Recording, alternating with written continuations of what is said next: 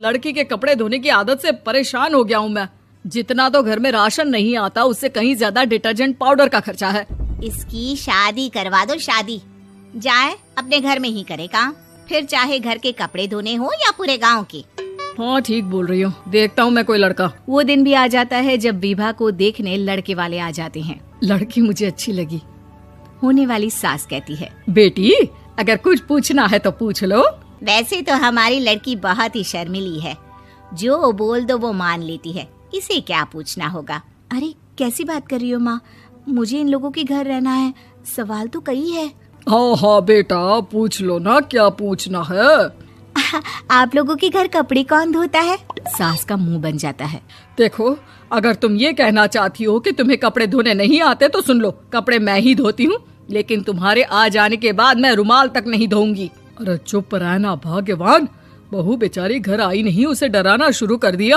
वो क्या है ना बिटिया, अभी तक तो ये कल्लू की माँ ही धोती थी, लेकिन अब तुम्हारे पापा तो दहेज में वॉशिंग मशीन देंगे ही। तभी विभा की माँ बोल पड़ती है, सवाल भी पूछा तो क्या। वैसे भाई साहब, मशीन की तो फिर भी कपड़े धोने की कैपेसिटी होती है। मतलब जो बिटिया दे रहे हैं ना विभा, इसे कपड़े धोने का बहुत शौक है। ये आप लोगों के क्या आस पड़ोस गांव मोहल्ले सबके कपड़े धो दे और उफ तक ना करे। बाहर देखा नहीं आपने कितने कपड़े सूख रहे हैं, सब हमारी बिटिया ने ही तो धोए हैं। बस भी करो ना माँ, शर्म आ रही इतनी तारीफ सुनकर।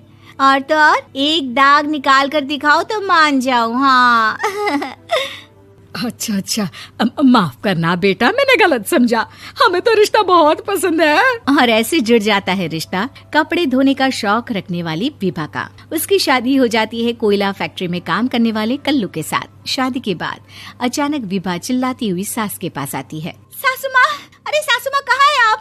ये तो धोखा है, धोखा दिया आप लोगों ने मुझे। इसे ससुर के चक्कर के बारे में पता चल गया। अरे तो उसमें तुझे क्यों धोखा मिला है? अरे नल में पानी नहीं आता, कपड़े कैसे कब धुलेंगे? अच्छा अच्छा, तू पानी नहीं आ रहा उसकी बात कर रही है। तो आपने क्या सोचा? कुछ नहीं। अच्छा तेरी माँ ने कहा था कि कपड़े धोने का शौक है तुझे, याद आया मुझे। शौक शौक बोलकर कपड़े धोने वाले मेरे जुनून को कम ना आके सासू माँ, कपड़ा धोना मेरा गुरूर है। तभी पति भी वहाँ आ जाता है। अभी अभी मैंने इसे सनी देओल की फिल्म दिखाई है, उसी के डायलॉग मार रही है माँ। अच्छा सुन, साफ साफ बता रही हूँ, पानी सुबह 4 से 6 और शाम को 10 से 12 आता है, समझी? विभा टाइमिंग सुनकर हैरान हो जाती है। ये क्या भूतों का मोहल्ला है? सुबह 4 बजे उठकर कौन कपड़े धोता है? 4 बजे टंकी में पानी जाता है, फिर सारा दिन धोना ना, किसने मना किया? अरे कैसी बात कर रही हैं? 200 लीटर की टंकी में कितने कपड़े धो लूंगी मैं, सुबह ही उठ जाऊंगी मैं। अब क्या था, विभा सुबह 4 से लेकर रात के 12 बजे तक कपड़े ही धोती रहती। एक रोज सास पड़ोस से निकलकर कहीं जा रही होती है कि साथ वाली कहती है, हाँ कल्लू की माँ, जरा ये बताओ कि 2 साड़ी है, 2 ब्लाउज और एक पेटीकोट और एक नाड़े वाला लंबा कच्छा। हाँ तो? अरे तो क्या, कितना लोगी धुलाई ये बताओ। धोबन दिख रहे हैं हम क्या? हमारे पति सरकारी नौकरी से अभी अभी रिटायर हुए हैं और बेटा सुपरवाइजर है कोयला फैक्ट्री में। धोबन समझ रखा है हमें। हाय रे कल्लू की अम्मा, माफ कर दो, वो तो मोहल्ले में यही सब बता रहे थे कि तुमने बहू को कपड़ा धुलवाने के काम में लगा दिया है। सास को पड़ोसन की बात सुनकर गुस्सा आ जाता है। वो घर पहुंचती है जहां घर के बाहर ही इतने सारे कपड़े सूख रहे होते हैं जितने कि किसी धोबन के घर पर। अरे ओ कल्लू की दुल्हन, बाहर निकल। माँ जी यहीं आ जाओ, बाथरूम में चादर धो रहे हैं हम। अरे अभी हम धोते हैं, तुमको बाहर निकलो। ये आस पड़ोस वाले बोल रहे हैं कि हम बहू से कपड़े धुलवा धुलवा कर उसे कपड़ा धोने वाली बना दिए हैं। अरे छोड़ो ना माँ जी, किन लोगों की बातों में आती हो? आस पास के लोगों का तो काम ही होता है कि वो किसी तरह सास बहू को लड़ा दे। बहू सारे घर के कपड़े धोती है, ये क्या कम है? बोलिए। सास को भी लग जाता है कि वो बहू का ये सनकीपन नहीं छुड़वा सकती, इससे अच्छा है कि खुद ही चुप हो जाए।